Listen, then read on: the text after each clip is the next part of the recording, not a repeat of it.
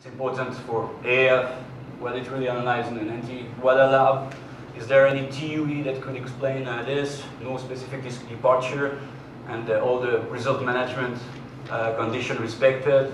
It was offered, notified of the A finding, offered the possibility to have the B analysis, the B confirmed, the A analysis, or the athlete waives his rights to have the B sample analyzed.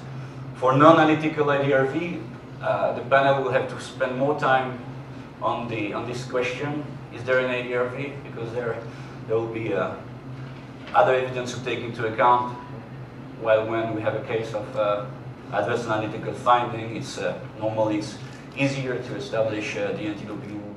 Cocaine contamination through a spike drink is only a speculative guess or explanation, uncorroborated in any manner, when a hypothetical source of a positive test does not prove to the level of satisfaction required. This is really important. Mere speculation and it cannot be taken into account.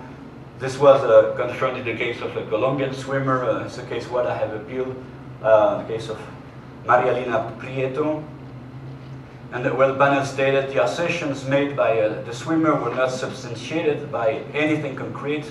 As a result, the panel considers that her allegations are not credible and do not suffice to justify the application of Article 10.5 on exceptional circumstances. Brought to the hospital, he was not conscient, and so he was administered. He was under surgery and administered some substances, but he had no possibility to say, "Hey, what are you administering to me?" Since he was not conscious, so no fault was admitted there.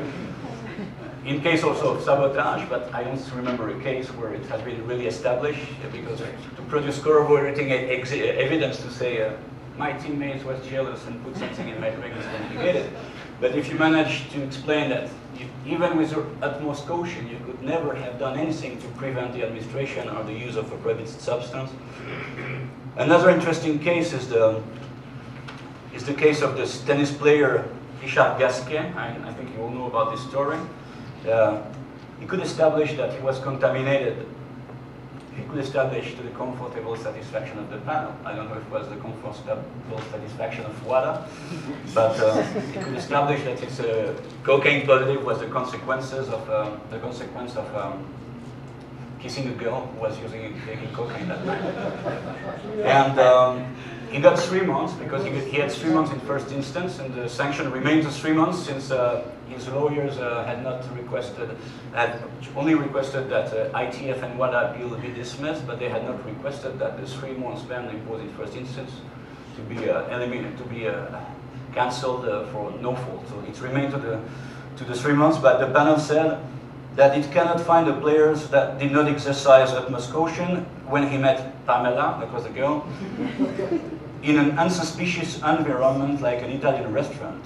He could not have known that she might be inadvertently responsible for administering cocaine to him if he were to kiss her that night. Also, the panel concludes that it was impossible for the players to know, still exercising the utmost caution, that when indeed kissing Pamela, she might inadvertently administer cocaine to him. And even more, how should he have been in a position to know that, even assuming that he knew that she had been consuming cocaine, that it was medically possible to be contaminated with cocaine by kissing someone who had ingested cocaine beforehand. It's like before this rule of the presence of, now you have, if the presence of the substance is established, then you have an anti-doping rule violation, and you have to establish why the substance is in your body.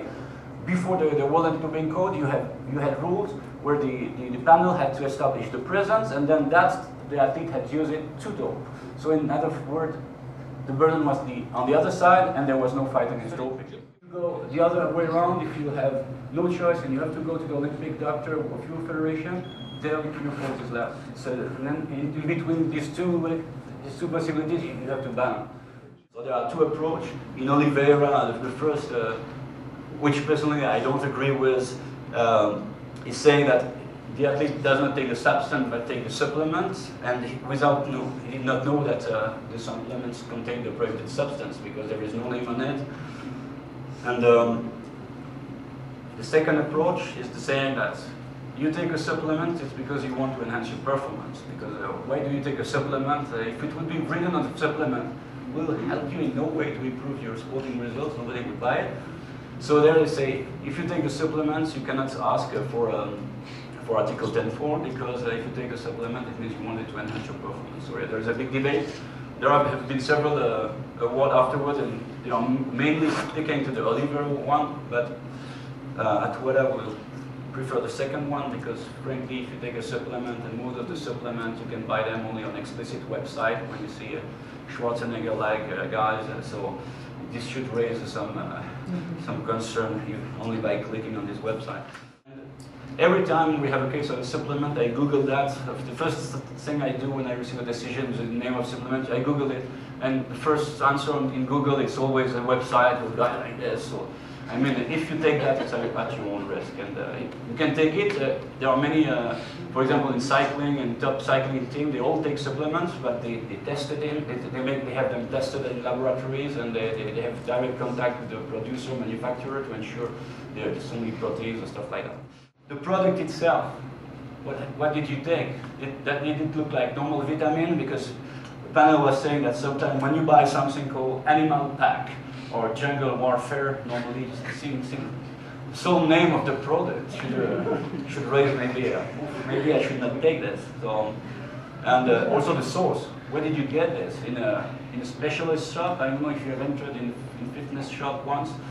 The guys are like this, and then you have Popeye on all the boxes. So this is also, or on website, as I was mentioning before, on explicit website. Did you make any research on the leaflet, on internet? Did you contact the manufacturer? Advice from the third party, and the quality of the third party concerned, doctor or shop assistant also. And also the general behavior of the athlete and the objective of the intake, because, but this will be more difficult to check. But it's really important to take all these aspects into account. Everything all the circumstances that could have a link with the athlete's fault and his degree of care have to be reviewed by the panel. Experience has shown that all doctors are not really honest and reliable. So this is the choice and quality to assess the degree of fault of the doctor, of the athlete first. Who has chosen the doctor? You, your federation, your club. There are athletes who have a contract with clubs or federation that they cannot go to any other doctor than the club doctor, whatever the problem is. So if you have that kind of contract, you have no choice. Your degree of fault will be lesser than if you go to any doctor or to your family doctor who has no experience in sports medicine.